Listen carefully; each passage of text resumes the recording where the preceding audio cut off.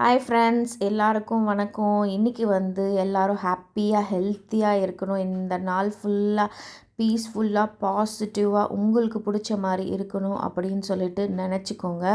பீஸ்ஃபுல்லாக பாசிட்டிவாக இருக்கணுன்னா நான் என்னென்ன ஹேபிட்ஸை என் லைஃப்பில் சேஞ்ச் பண்ணேன், அதனால் என்னென்ன பெனிஃபிட் அடைஞ்சேன், நீங்கள் என்னென்ன தப்பு பண்ணுறீங்க, அந்த தப்புலேருந்து என்னென்ன ஓவர் கம் பண்ணணும், அது எல்லாமே கூட ஷேர் பண்ணுறேன்.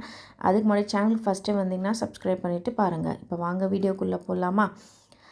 ஃபஸ்ட்டு நம்ம பண்ணுற தப்பு என்னன்னு பார்த்திங்கன்னா, காலையில் எழுந்துக்கிறது இல்லை. நிறைய பேர் என்ன பண்ணுவாங்கன்னா, லேட்டாக தூங்கிட்டு காலையில் எழுந்துப்பாங்க. நீங்கள் காலையில் ஒரு நாள் எழுந்து பாருங்கள், உங்கள் மைண்டே அப்படியே பீஸ்ஃபுல்லாக அமைதியாக இருக்கும். எந்த டிஸ்ட்ராக்ஷன்ஸும் சவுண்டும் இல்லாமல் உங்கள் மனசு உங்களோட பேசும். அதாவது நீ என்னென்ன தப்பு பண்ணுற, என்னென்ன கஷ்டப்படுற, உன் மனசு என்ன கேட்குது அப்படின்னு உங்கள் மனசோட பேசுங்க. இது நான் ரொம்ப நாள் கழித்து இந்த அமைதியை நான் தேடுறேன்னு. எப்படின்னு பார்த்தீங்கன்னா, காலையில் ஒரு 1 ஹவருக்கு ஃபோனே எடுக்காதீங்க. நான் பண்ணுற தப்பு இது ரொம்ப நாள் நான் பண்ணிகிட்டு இருந்தேன். ஏன் நம்ம ஃபோன் எடுக்கக்கூடாது அப்படின்னு சொல்கிறேன்னு பார்த்தீங்கன்னா, நம்ம மனசால் நம்ம நிறைய பேர் நெகட்டிவாக திங்க் பண்ணி நிறைய கஷ்டப்பட்டு நைட்டு தூங்கியிருப்போம். மார்னிங் எழுந்துக்கும் போது நம்ம மைண்டு பீட்டா ஸ்டேட்டில் இருக்கும். அந்த பீட்டா ஸ்டேட்டில் இருக்கும்போது மட்டும்தான் மனசு நம்ம என்ன சொல்கிறோம், நம்ம என்னென்ன தப்பு பண்ணுறோம், அது எல்லாமே நம்மளுக்கு சொல்லும். நீங்கள் வேணால் பாருங்கள், நல்ல ஆழ்ந்த தூக்கத்தில் இருப்பீங்க. மார்னிங் எழுந்துக்கிறதுக்கு முன்னாடி உங்கள் மைண்டில் அது போயிட்டே இருக்கும். நைட் என்ன நினச்சிங்களோ அது மார்னிங் உங்கள் மைண்டில் போயிட்டே இருக்கும். இன்றைக்கி இங்கே போகணுன்னு சொன்னோம், இன்றைக்கி இது பண்ணோம், புது புது தாட்லாம் உங்களுக்கு காலையில் இயர்லி மார்னிங் உங்களுக்கு நல்லா கிடைக்கும். நீங்கள் வேணால் எக்ஸ்பீரியன்ஸ் பண்ணிவிட்டு பாருங்கள். நெக்ஸ்ட்டு என்ன பண்ணுறது தப்புன்னு பார்த்தீங்கன்னா, நம்ம பெருசாக செல்ஃப் டவுட் வந்துடும். நம்மளால் இது பண்ண முடியுமா, இன்றைக்கி இது பண்ண முடியுமா? ஏன் அப்படின்னு பார்த்தீங்கன்னா, நம்மளுக்கு இன்றைக்கி குருமா பண்ணணும், குழந்தைய இட்டுன்னு வரணும், யோகா கிளாஸுக்கு போகணும், பேங்க்குக்கு போகணும் அப்படின்னு சொல்லிட்டு உங்களுக்கே நிறைய அந்த செல்ஃப் டவுட் வரும். செல்ஃப் டவுட் வரும்போது நம்ம என்ன நினைக்கிறோமோ அதை நம்மளால் செய்ய முடியாது. ஃபார் எக்ஸாம்பிள், இப்போ நான் பிஸ்னஸ் ஸ்டார்ட் பண்ணணும் கிட்டத்தட்ட ஒரு வருஷமாக சொல்லிகிட்டே இருக்கேன். ஆனால் எங்கள் ஹஸ்பண்ட் என்ன சொல்லுவாங்க, உன்னால் ஃபேமிலி பார்த்துக்கணும், குழந்தைய பார்த்துக்கணும், ஹோம் ஒர்க் பண்ணணும், லஞ்ச் பாக்ஸ் செய்யணும், இவனை கூட்டிகிட்டு வரணும், இதெல்லாம் உன்னால் முடியுமா, அதெல்லாம் ஒன்றும் தேவையில்லை, நீ ஸ்டாப் பண்ணு அப்படின்னு சொல்கிறாங்கன்னு வச்சுக்கோங்க. சொல்லிட்டாங்க. அதனாலே நம்மளால் முடியாது போல், இது நம்மளால் பண்ண முடியாதுன்னு சொல்லிட்டு நம்மளுக்குள்ளேயே மனசில் ஒரு ஏக்கம் வந்துடும். அந்த மாதிரி பண்ணாதீங்க. Start with little. என்ன நினைக்கிறீங்களோ அதை பண்ணுறோம் செல்ஃப் டவுட் இல்லாமல் இதை நம்மளால் பண்ண முடியும்டா அப்படின்னு சொல்லிட்டு நினைங்க. அப்படி பண்ண முடியும் அப்படின்னு நினைக்கும் போது உங்கள் பிரெயின் ஆட்டோமேட்டிக்காக அதை பிலீவ் பண்ண ஆரம்பிக்கும். எவ்ரி பிலீஃப் பாசிட்டிவாக திங்கிங்காக நம்மளுக்கு நினைக்கும். நெக்ஸ்ட்டு பண்ணுற என்ன தப்புன்னு பார்த்திங்கன்னா, அதை நம்ம என்ன நினைக்கிறோமோ அதை இம்ப்ளிமெண்ட் பண்ண மாட்டோம். இதை தான் நான் நிறைய நாள் நான் பண்ணியிருக்கேன் இந்த தப்பு. அதாவது இன்றைக்கி ஒன்று பண்ணணும் அப்படின்னு சொல்லிட்டு டைரியிலலாம் எழுதுவேன், நாளைக்கு இது கண்டிப்பாக பண்ணிடணும். ஆனால் மைண்டில் போயிட்டே இருக்கும். ஆனால் நம்ம வீட்டுக்கு யாராவது வருவாங்க, நம்ம கடை தெருவில் போவோம், அதை நம்ம பேசிட்டே இருப்போம், மைண்டில் அதுவும் போயிட்டே இருக்கும். ஆனால் அது கில்ட்டி ஃபீலிங்காகவே இருக்கும். ஆனால் அதை நடக்கவே நடக்காது, இம்ப்ளிமெண்ட் பண்ண மாட்டோம். இந்த தப்பை நான் நிறைய வாட்டி பண்ணியிருக்கேன். நீங்களும் அதை பண்ணியிருந்தீங்கன்னா நீங்கள் அதை மாற்றிக்கோங்க. ஆனால் கில்ட்டினஸ் இருக்கும். இன்றைக்கி வீடியோ போடணுண்டா, எடிட்டிங் பண்ணணுண்டா அப்படின்னு நமக்கு நிறைய தோணும். ஆனால் பார்த்துக்கலாம், இன்னும் காலையிலன்னா மதியானம் பார்த்துக்கலாம், மதியானம்னா சாயங்காலம் பார்த்துக்கலாம் அப்படின்னு சொல்லிட்டு நம்ம மைண்டு சொல்லிகிட்டே இருக்கும் ஒரு வகையில். அந்த மாதிரி பண்ணக்கூடாது. இப்போ பண்ணணுன்னா பண்ணிடணும், முடிச்சிடணும் அப்படின்னு சொல்லிட்டு அந்த எண்ணம் கண்டிப்பாக வரும். நெக்ஸ்ட்டு நிறைய பேர் என்ன சொல்கிறதுன்னு பார்த்திங்கன்னா, எனக்கு டைமே இல்லை அப்படின்னு சொல்லுவாங்க. அது சுத்த தப்புன்னு சொல்லுவேன். நானும் நிறைய வாட்டி இது சொல்லியிருக்கேன், டைமே இல்லை, என்னால் இதை பண்ண முடியல. அது சொல்லக்கூடாது. டைமே இல்லைன்னு சொல்லக்கூடாது. ஏன் அப்படின்னு பார்த்தீங்கன்னா, டைமை நம்ம தான் வர வச்சுக்கணும். எப்படின்னு பார்த்தீங்கன்னா, காலையில் எழுந்து பாருங்கள், நிறைய டைம் உங்களுக்கு இருக்கிற மாதிரியே இருக்கும். ஃபார் எக்ஸாம்பிள், உங்களால் 4 எழுந்துக்க முடியலன்னா கூட அட்லீஸ்ட் 5 எழுந்து முடியுங்க. ஒரு 1 ஹவர் உங்களுக்காக டைம் ஸ்பெண்ட் பண்ணுங்கள். ஃபார் எக்ஸாம்பிள், ஒரு மணி நேரம் ஃபோன் எடுக்காதீங்க. உங்கள் டைரி எடுத்து எழுதுங்க, இன்றைக்கி என்ன நம்ம பண்ணணும், நம்மளோட கோல் என்ன. இது நீங்கள் எழுத உங்கள் மனசு ஓகே இது அப்படி தான் அப்படின்னு சொல்லிட்டு அக்செப்ட் பண்ணிக்கும். அந்த மாதிரி நீங்கள் கண்டினியூ பண்ணிகிட்டே வாங்க. நீங்களே உங்களை மாற்றிட்டே வருவீங்க.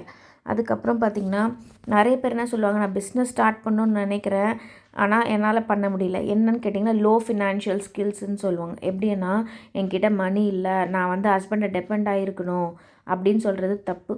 உங்கள்கிட்ட டெய்லி ஒரு 10 ரூபா வந்து ஒரு உண்டியில் சேர்த்து வச்சிங்கன்னா கூட உங்கள்கிட்ட மணி இருக்கும். சரி, மணி உங்களுக்கு யாரும் சப்போர்ட் பண்ணலையா, எதனா ஒரு கோல்டு எடுத்துகிட்டு போய்ட்டு பேங்க்கில் ப்ளெட்ஜ் பண்ணுங்கள். அந்த மணியில் பிஸ்னஸ் ஸ்டார்ட் பண்ணுங்கள். ஒன்ஸ் நீங்கள் பிஸ்னஸை வந்து ஸ்டார்ட் பண்ணி மணி எடுத்துகிட்டு வரும்போது அட்லீஸ்ட் வந்து அந்த மணி எடுத்துகிட்டு வரும்போது உங்கள்கிட்ட வந்து ஒரு இன்கம் கிடைக்கும்ல, அட்லீஸ்ட் ப்ராஃபிட்டுன்னு வரும்ல, ஒரு 10 ரூபா ப்ராஃபிட் வரும்ல, அந்த 10 ரூபாவை சேமித்து வச்சு திருப்பி அந்த நகையை வந்து ரிலீஸ் பண்ணிடலாம்ல. அந்த மாதிரி நீங்கள் வந்து பாருங்கள்.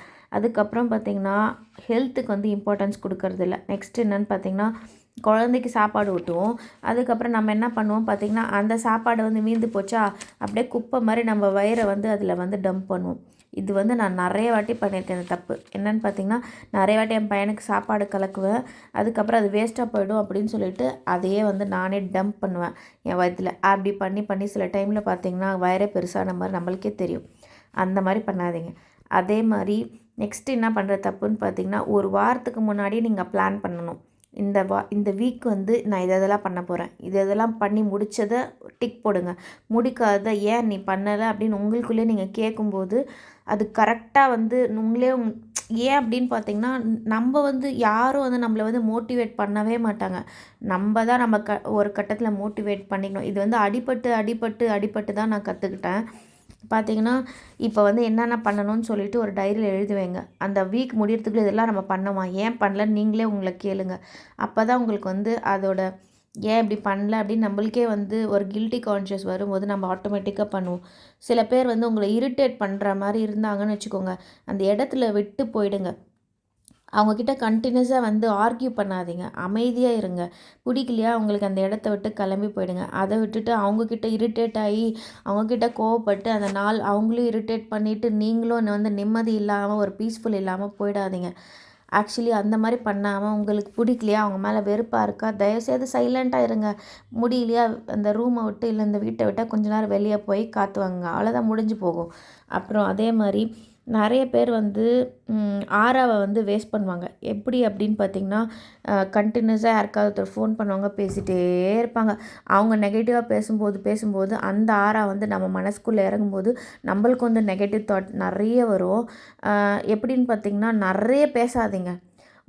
ஒரு ஃபேமிலி ஃபங்க்ஷன் கூட போகிறீங்களா, அவங்கக்கிட்ட நல்லா பேசுகிறாங்களா பேசுங்க. அதுக்கப்புறமா பார்த்திங்கன்னா அவங்கள வந்து வாட்ச் பண்ணுங்கள், அவங்க என்னென்னலாம் பண்ணுறாங்க, யார் யாரெல்லாம் என்ன பண்ணுறாங்கன்னு அமைதியாக வாட்ச் பண்ணுங்கள்.